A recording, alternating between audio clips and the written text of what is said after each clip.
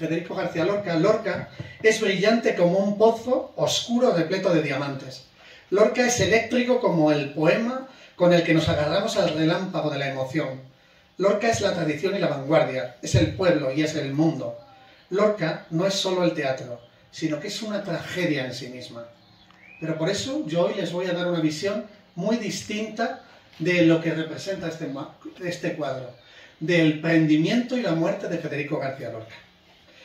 En efecto, por su recreación universal del mundo andaluz, por su inventiva verbal repleta de música, por su uso de bellas imágenes insólitas o por su trágica muerte, Federico García Lorca, 1898-1936, es el poeta más conocido de la literatura española. Pero ¿quién fue de verdad Federico García Lorca? Pues yo se lo voy a decir. Para saberlo, hay que leer a uno de los principales estudiosos sobre su vida, que es el que más ha insistido en su filiación política progresista, la cual yo no me creo. Paso para avisarles, que es Ian Gibson. Ian Gibson es un gran hispanista irlandés que ha estudiado mucho nuestra cultura y en concreto es el principal experto en Lorca. Pero no solo hay que leer a Ian Gibson, también hay que leer el libro de Luis García Montero, Lorca lector.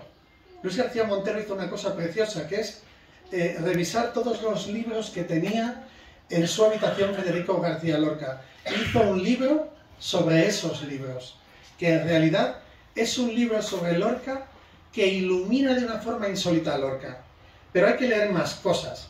Hay que leer también a Manuel Ayllón. Este hombre me fascina. Un ex militante del Partido Socialista que da una versión muy distinta de la muerte de Lorca. Y también hay que leer a Manuel Caballero Pérez, con un libro impresionante, Las 13 últimas horas de Federico García Lorca. Pero, y esto es importantísimo y muy poco conocido, hay que leer a las mujeres. Por ejemplo, a Marcelle Leclerc, la fundadora de la revista Marie Claire, que fue amiga personal de Lorca y además fue amante de Ignacio Sánchez Mejías. Federico García Lorca les presentó.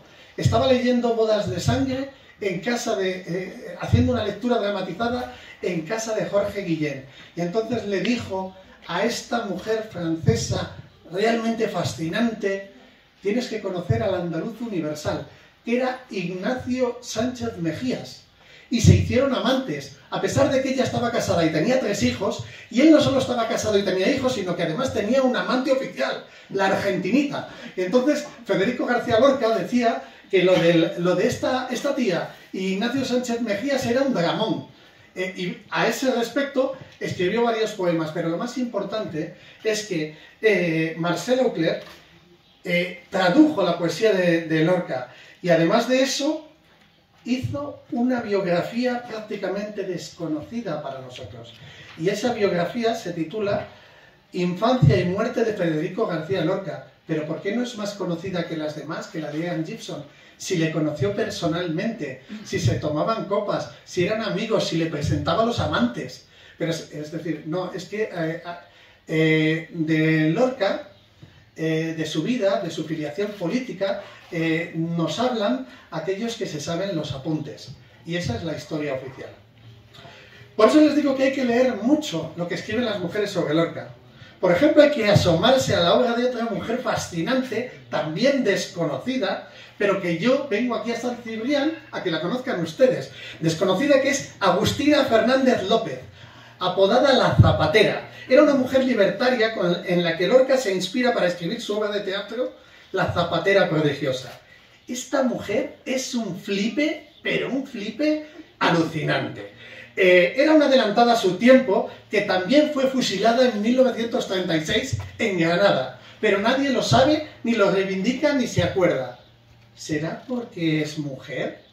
Pues esta tía era feminista en los años 20.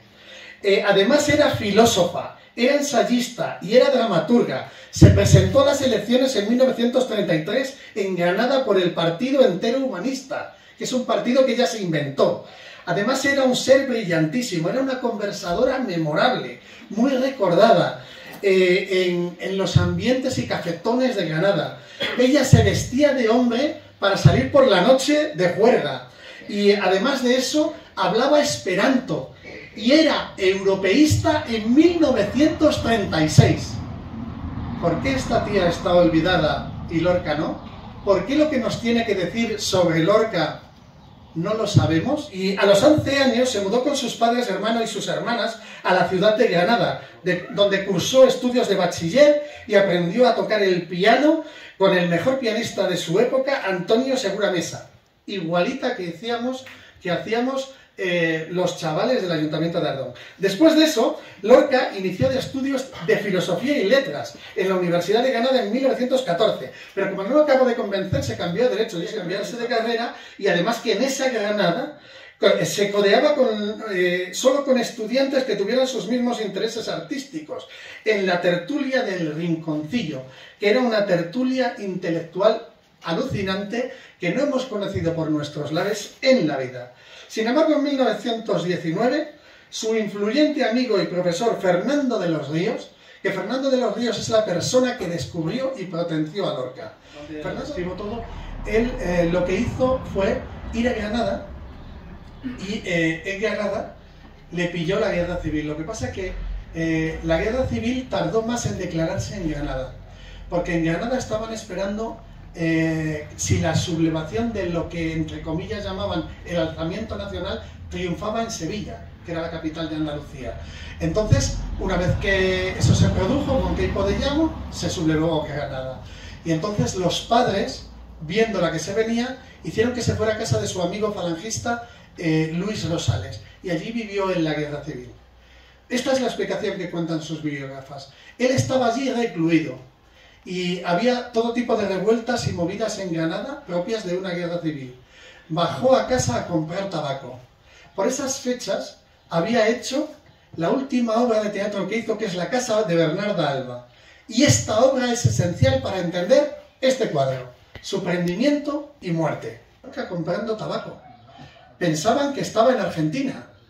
Entonces, al ver que estaba allí, dieron aviso a Acción Nacional, que era un partido también de las Cedas, muy enfrentados. Y estos lo que hicieron fue, como estaban totalmente enfrentados con Falange, estos fueron los que promovieron el prendimiento, posterior muerte de Federico García Lorca. Según sus biógrafos, según estos biógrafos que no son Ian Gibson, su muerte fue instrumentalizada ideológicamente después, porque convenía mucho más no decir que eso fue una riña, un asunto familiar, sino desde luego convenía porque el Partido Comunista había entendido que solo se podía universalizar un poeta muerto y hacer la propaganda que se quería con un poeta interclasista. No convenía que fuera Miguel Hernández, que era demasiado comunista, sino Federico García Lorca, que era interclasista. Generosamente comprometido con todos los que sufren, con los rechazados, los marginados, los perseguidos, los avergonzados,